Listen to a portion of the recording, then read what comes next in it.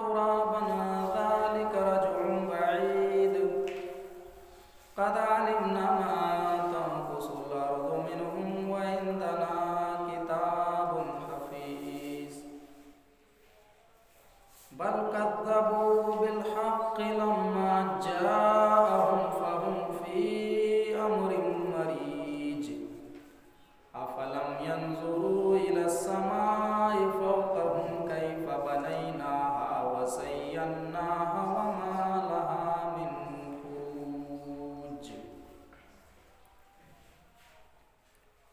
وقال الله تبارك وتعالى فأعوذ بالله من الشيطان الرجيم بسم الله الرحمن الرحيم تبت يدا أبي لهب وتب ما أغنى عنه ماله وما كسب سيصلى نارا ذات لهب وامرأته حمالة الحطب في جيدها حبل من مسد رب اشرح لي صدري ويسر لي أمري واحلل عقدة من لساني يفقهوا قولي اللهم رب زدني علما آمين. قابل احترام حاضرین جمعہ، ہر قسم کی تعریف و توصیف، بڑائی، بزرگی، پرشنسا اس اللہ رب العالمین کے لائق و سزاوار ہے جس نے ہمیں اور آپ کو اس دار فانی کے اندر مبعوث کیا اور مبعوث کرنے کے بعد اس نے یوں ہی بیکار جانوروں کی طرح بھٹکتے ہوئے نہیں چھوڑا، بلکہ ہماری رہنمائی کے لیے، ہمیں صحیح پتھ پر چلانے کے لیے اس نے اس دنیا کے اندر انبیاء علیہ السلام کا سلسلہ جاری کیا، اور اس انبیاء کی آخری کڑی ختم ہو جاتی ہے آپ کے نام نامی اسم گرامی جناب محمد رسول اللہ صلی اللہ علیہ وسلم کے طور۔ ہم اسی پروردگار عالم سے دعا کرتے ہیں کہ بارہا قیامت کے صبح تک بے شمار درود و سلام کے پھول نچھاور ہوں تمام نبیوں پر، تمام رسولوں پر، اور بالخصوص ہمارے آخری نبی سرور دو عالم تاجدار مدنی، مکہ اور مدینہ کے گلیوں کے سردار، امام الانبیاء رحمت للعالمین جناب محمد رسول اللہ صلی اللہ علیہ وسلم کے اوپر اللہم صلی وسلم مبارک علیہ۔ میرے بھائیوں،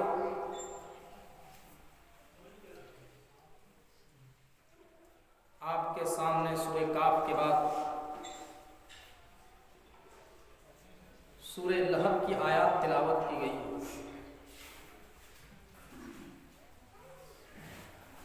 اس سورت کے اندر اللہ رب العالمین نے اپنے پیارے نبی جناب محمد رسول اللہ صلی اللہ علیہ وسلم کے سگے چچا ابو لہب کا واقعہ بیان کیا،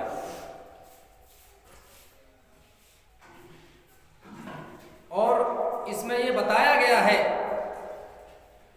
کہ نبی اکرم جناب محمد رسول اللہ سے اعلانیہ بغاوت کرنے والے اور کھلے عام دشمنی کرنے والے کا انجام دنیا اور آخرت میں کیا ہوتا ہے۔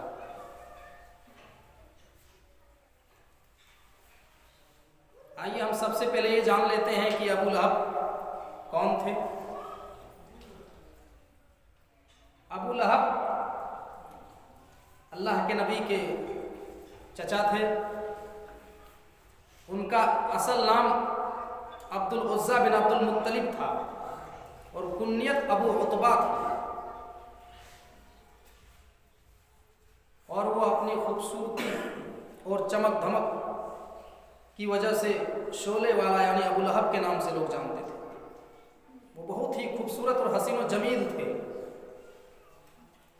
लेकिन एक नंबर के कट्टरपंथी और नबी अकरम के बहुत ही ज़्यादा दुश्मन थे। अब यहाँ सवाल ये पैदा होता है कि ये सूरह करीमा कब नाजिल हुई, इसकी पसे मंजर क्या है, किस मौके पर यह आयत करीमा नाजिल हुई।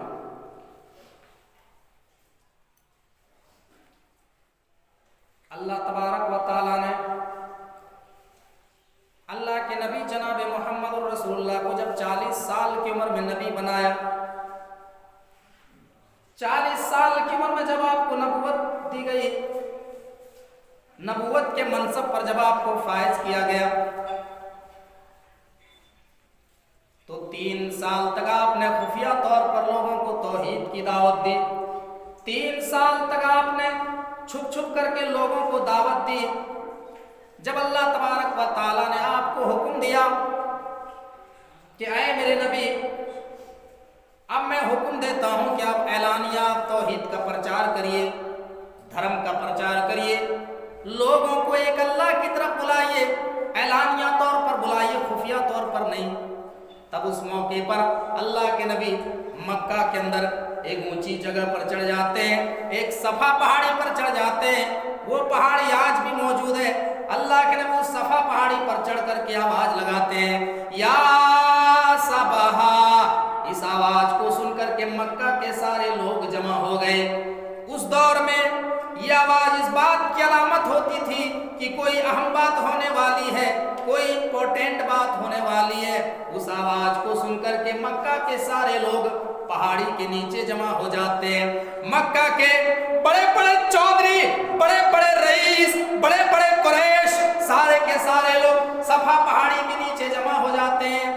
उस मौके पर अल्लाह के नबी ने लोगों से मुखातब हुआ, लोगों से खिताब किया और फरमाया, ऐ मक्का के लोगों, तुम मुझे कैसा मानते हो, तुम मुझे कैसा जानते हो।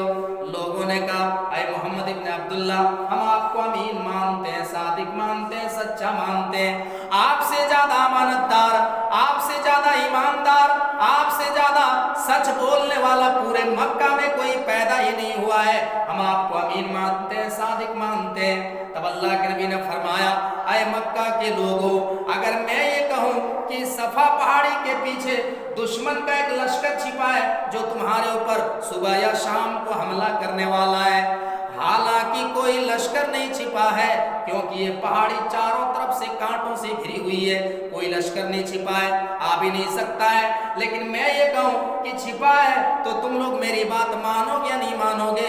लोगों ने कहा, बिल्कुल मान लेंगे, छिपा हो या ना छिपा हो, आ सकता हो या ना आ सकता हो, लेकिन अगर आप कहेंगे तो हम मान लेंगे। अल्लाह के नबी ने पूछा, क्यों मान लोगे तुम लोग मेरी बात? तो सारे लोगों ने क्या जवाब दिया? मा जर्रबना इल्ला सिद्का।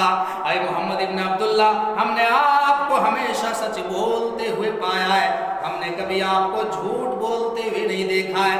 मेरे भाइयों, आज हम हैं, अगर हम किसी की नजर में सही हैं तो किसी की नजर में गलत हैं। कोई जरूरी नहीं कि हर आदमी की नजर में अच्छा हो, ये जरूरी नहीं। लेकिन अल्लाह के नबी को मक्का के दुश्मनों ने जो लक़ब दिया था, वो अमीन का लक़ब दिया था, सादिक का लक़ब दिया था। मक्का के सारे लोगों ने बैक वक्त जवाब दिया, कालू, ये जमा मुज़क्कर गायब का सेगा है, यानी एक आदमी ने नहीं, बहुत सारे लोगों ने जवाब दिया, कालू मा जर्रबना इल्ला सिद्का। ऐ मोहम्मद इब्न अब्दुल्ला, हमने आपको हमेशा सच बोलते हुए पाया है, हमने कभी आपको झूठ बोलते हुए नहीं देखा। 40 साल के दौरान में हमने कभी आपको झूठ बोलते हुए नहीं देखा, इसलिए हम आपकी बात यकीनन मानेंगे। तब अल्लाह के नबी जनाब मोहम्मद रसूलुल्लाह ने लोगों से कहा, ऐ मक्का के लोगों, जब मैंने बंदे के मामले में कभी झूठ नहीं बोला और मैंने लोगों से कभी धोखा नहीं दिया, मैंने लोगों से कभी फ्रॉड नहीं किया, मैंने लोगों को कभी गड़बड़ी नहीं की, तो ऐ लोगों, आज भी मैं सच ही बोलूंगा। ऐ लोगों, अल्लाह ने मुझे रसूल बना करके भेजा है, अल्लाह ने मुझे पैगंबर बना करके भेजा है। लोगों, तुम सब एक अल्लाह की इबादत करो, अपने शीश को, अपने माथे को एक अल्लाह के सामने झुकाओ, और जो खाने काबा में जो 360 मूर्तियां रखी हुई है, जो 360 बुत रखे हुए हैं, आए लोगों तुम इनकी इबादत को छोड़ दो और एक अल्लाह के सामने झुक जाओ, अल्लाह के अजाब से डर जाओ। मैं तुम्हें जहन्नम की आग से डरा रहा हूँ, मैं तुम्हें एक बहुत बड़े अजाब से डरा रहा हूँ। इतना सुनना था कि पूरा मजमा सन्नाटा है, सारे लोग खामोश हैं, कोई जवाब नहीं दे रहा है। इतने में एक आदमी उठता है, भरी महफिल में एक आदमी उठता है जो रिश्ते में आपका चचा लगता था। कौन उठता है? अबू लहब उठता है, और उठता है और उठने के बाद कहता है तब्बन लक या मोहम्मद अलिहाजा जमातना, ऐ मोहम्मद तू हलाक हो जा, ऐ मोहम्मद तू बर्बाद हो जा, क्या इसीलिए तूने हम सबको जमा किया है? अलिहाजा जमातना, क्या इसीलिए तूने हम सबको जमा किया है? अल्लाह के नबी सफा पहाड़ी से उतर जाते हैं। आपने अपने चचा के साथ बदजबानी नहीं की, आपने अपने चचा के बददुआई जुमला बददुआ से नहीं दी, आप सफा पहाड़ी से चुपचाप उतर जाते हैं। लेकिन अल्लाह रब्बुल आलमीन को यह बात पसंद नहीं आई और अल्लाह रब्बुल आलमीन ने बाकायदा आसमान से जवाब दिया और उसी मौके पर ये पूरी सूरह करीमा नाजिल की और फरमाया तब्बत यदा अबी लहब व तब मा अगना अन्हु मालुहु मा कसब, ऐ अबू लहब तू ही बर्बाद हो जा, तू ही तबाह हो जा, तेरे दोनों हाथ टूट जाए, तू मेरे नबी के ऊपर लानत भेज रहा है, तू मेरे नबी के ऊपर बद्दुआ भेज रहा है, तू ही तबाह हो जा, तू ही बर्बाद हो जा। उसी मौके पर ये पूरी सूरह करीमा नाज़िल होती है। और अल्लाह के नबी के पीछे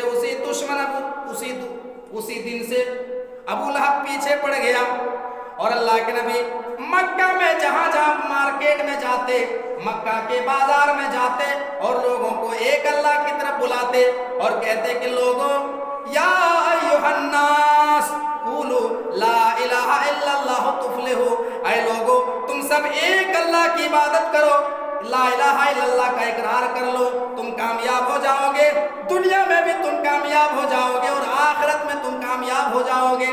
और अबू लहब पीछे पीछे जाता और कहता इनकी बात ना मानना, ये शायर है, ये मजनू है, ये दीवाना है, ये पागल हो गया है, ये लोगों को बहकाता है, ये लोगों को गुमराह करता है, हमारे माबूदों को ये बुरा भला कहता है, हमारे खाने काबा में जो 360 मूर्तियां रखी हुई है इनकी मुखालिफत करता है और इनको उल्टा सीधा बोलता है, इनकी बातों में ना आना, ये लोगों को गुमराह कर रहे हैं। उसी दिन से अबू लहब पीछे पड़ता है और अल्लाह के नबी से ऐलानिया दुश्मनी करता है।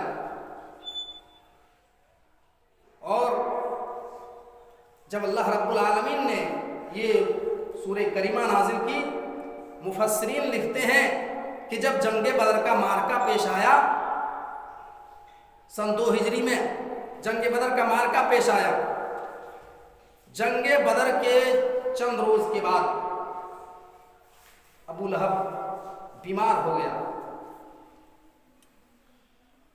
मुफस्सिरीन लिखते हैं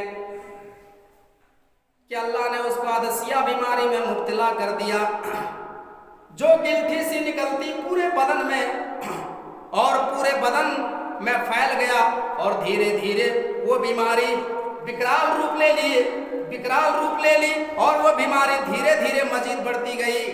और मुफस्सिरीन लिखते हैं कि इसी बीमारी में अबू लहब का इंतकाल हो गया। अबू लहब इस दुनिया से रुखसत हो जाता है, इस दारे फानी से खत्म हो जाता है।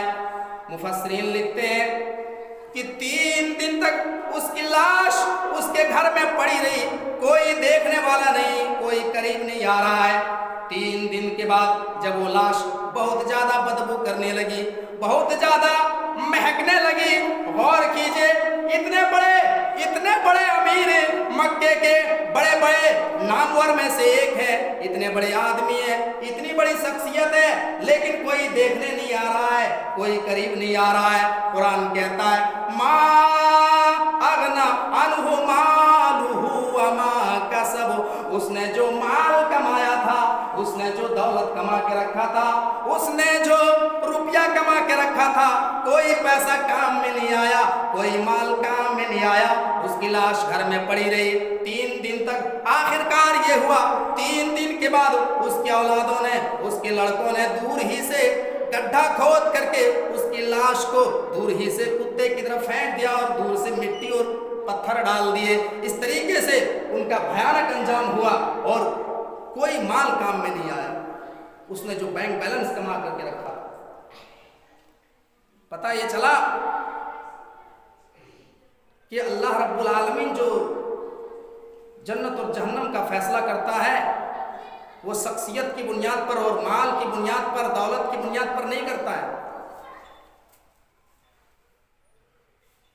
اگر مال کی بنیاد پر اللہ تبارک و تعالی جنت کی سرٹیفکیٹ دینا شروع کر دے، مال اور دولت کی بنیاد پر اللہ تعالیٰ سرٹیفکیٹ دنیا میں بانٹنا شروع کر دے، تو سب سے پہلے جنت میں صداد جائے گا جس نے اسی دنیا میں دنیاوی جنت بنوائی تھی، اسی دنیا میں جس نے دنیاوی جنت بنوائی تھی. لیکن میرے بھائیو، اللہ رب العالمین نے اس کو دنیا میں کیا حال کیا.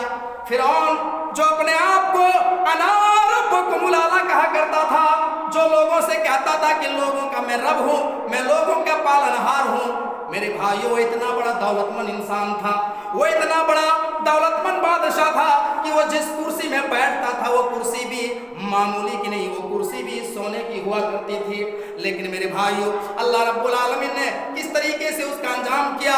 اس کی لاش آج بھی مصر کی میوزیم میں پڑی ہوئی ہے اور قیامت تک اس کی لاش مصر کی میوزیم میں پڑی رہے گی. اور اللہ رب العالمین نے یہ دنیا والوں کو میسج دیا اور یہ بتایا کہ دیکھو، ہم سے پنگا لینے والا اور میرے رسول موسیٰ سے ٹکرانے والا، موسیٰ کو ستانے والا، دیکھو ہم نے اس کا کیا حال بنا کر کے رکھ دیا ہے، اور قیامت تک اس کی لاش مصر کی میوزیم میں ویسے ہی پڑی رہے گی.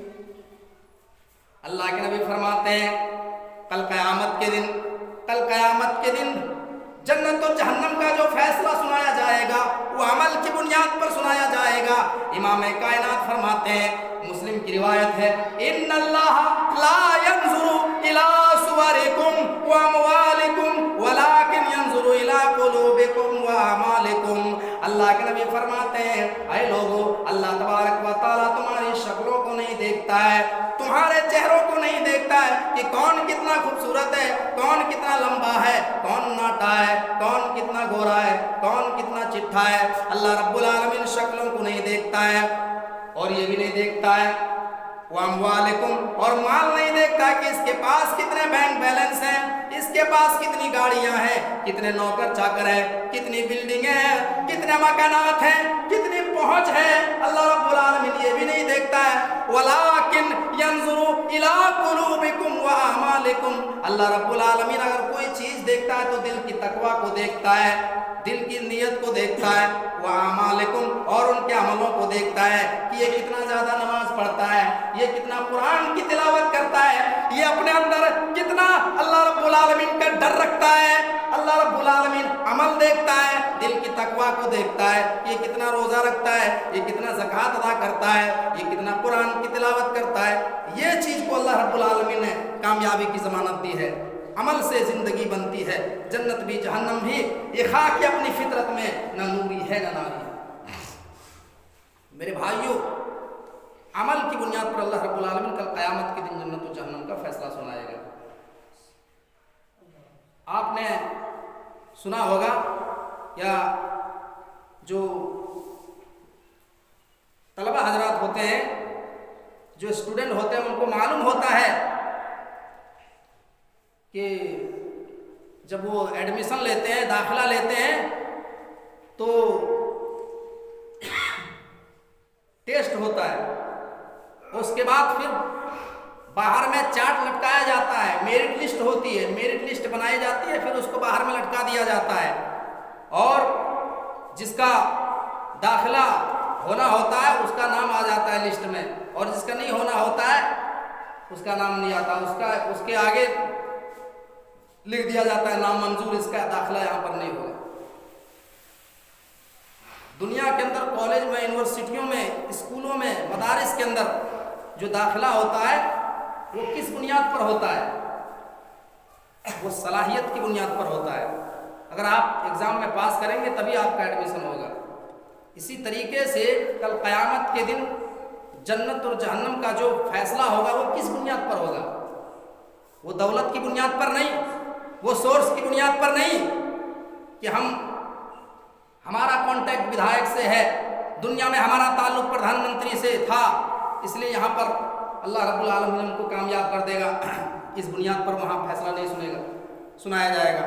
کل قیامت کے دن میدان محشر میں سارے کے سارے لوگ جب جمع ہوں گے، قرآن کہتا ہے میرے بھائیوں، اللہ تبارک و تعالی کل قیامت کے دن ساتوں آسمانوں کو اور ساتوں زمینوں کو لپیٹ کر کے داہنے ہاتھ میں لے لے گا، اور لینے کے بعد اللہ رب العالمین فرمائے گا لمن الملک اليوم، آج کس کی بادشاہی ہے، آج کس کی سلطنت ہے، آج کس کی حکومت ہے، آج کس کا اختیار ہے؟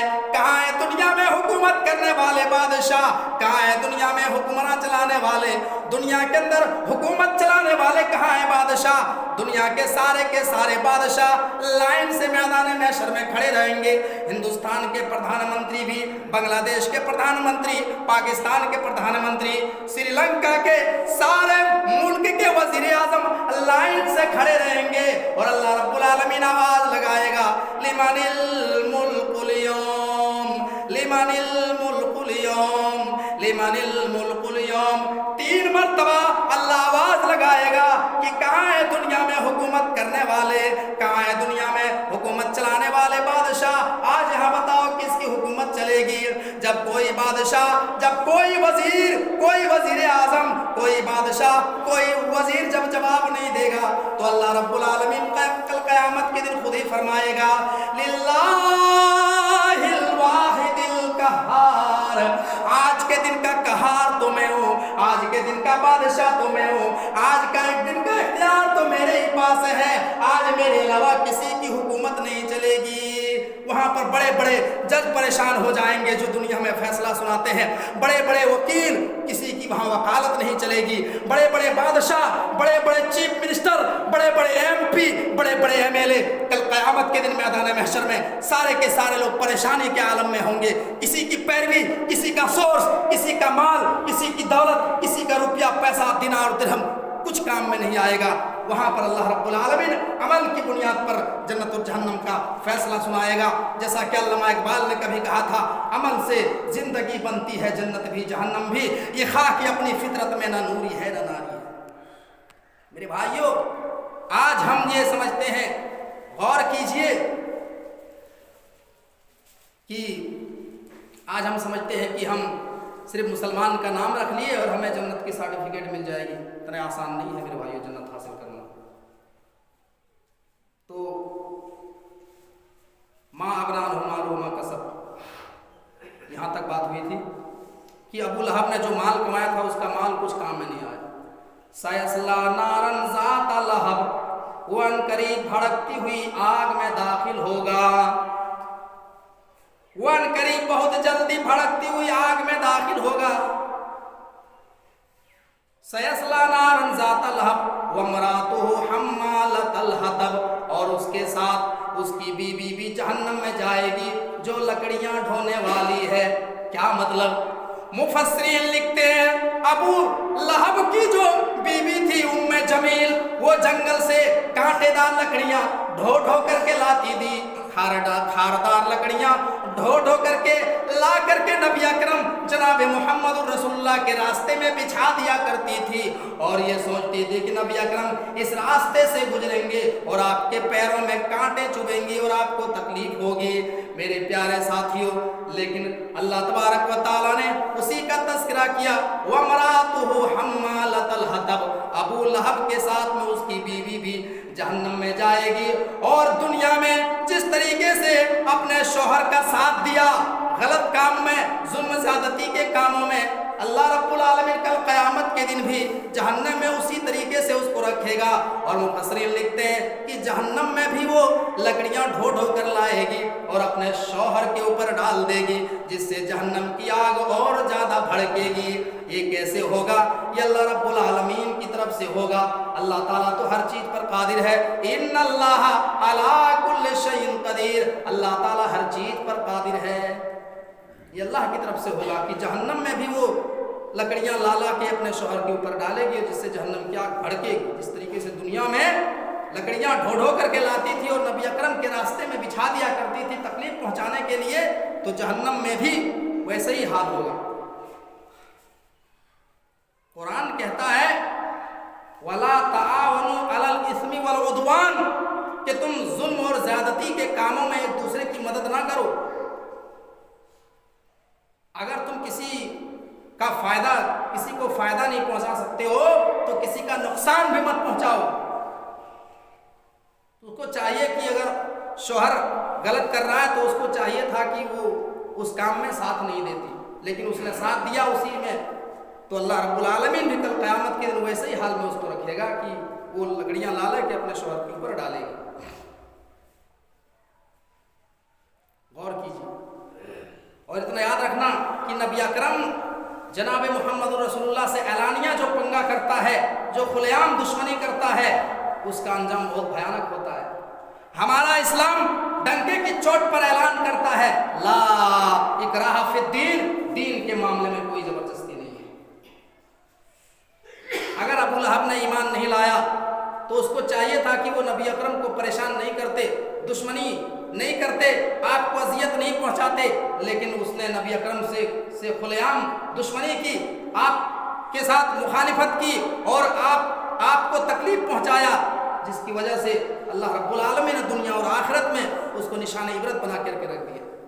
आज मैं इस वीडियो के माध्यम से और यूट्यूब के माध्यम से बताना चाहता हूं कि जो लोग भी नबी अकरम जनाब मोहम्मद रसूलुल्लाह से एलानिया दुश्मनी करते हैं, जो नबी अकरम हमारे नबी जनाब मोहम्मद रसूलुल्लाह के खिलाफ जो लोग जहर उगलते हैं, उनको समझ लेना चाहिए, चाहे वो वसीम रिजवी 2 कौड़ी का आदमी हुकूमत के फेंके हुए टुकड़े पर पलने वाले बेगैरत हों, चाहे ये तस्लीमा नसरीन हो, चाहे मिर्जा गुलाम अहमद कादियानी हो, इन लोगों को समझ लेना चाहिए कि इन लोगों का भी हाल वैसे ही होगा जैसे पहले लोगों का हाल हुआ था। मेरे भाइयों, जिसने दुनिया के अंदर नबूवत का दावा किया था,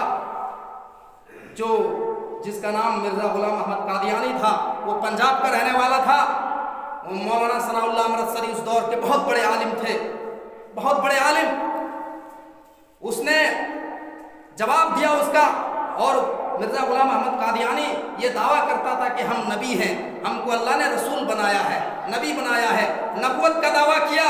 तो अल्लाह रब्बुल आलमीन ने उसका अंजाम इतना भयानक किया था कि जब वो लैट्रिन करने के लिए गया तो बैतुल खला में उसको मुंह के बल वहीं पे लैट्रिन में उसकी मौत आई थी। और जिसने हमारे नबी जनाब मोहम्मद रसूलुल्लाह की कार्टून बनाया था, मेरे भाइयों, उसका अंजाम भी बहुत भयानक हुआ। वो जिस घर में सो रहा था उसी घर में आग लग गई और वो जल के मर गया। उसी तरीके से देख लेना आज के दौर में जितने भी लोग नबी अकरम की मुखालिफत कर रहे हैं, नबी अकरम को गाली दे रहे हैं, सहाबा इकराम को गाली दे रहे हैं, कुरान पे उंगलियां उठा रहे हैं, इनका भी वही अंजाम होगा जो पहले लोगों का हुआ। मेरे भाइयों, वमरातु हम्मालतल हतब, अबू लहब की बीवी भी जहन्नम में जाएगी, जो जंगल से लकड़ियां ढो ढो कर लाती थी और अपने शोहर को मदद किया करती थी, तो जहन्नम में भी उसी तरीके से वो रहेगी, उसी तरीके से वो अपने शोहर को के ऊपर लकड़ियां डालेगी और जहन्नम की आग भड़केगी। फी जीदिहा हब्लुम मिन मसद, और उसके गले में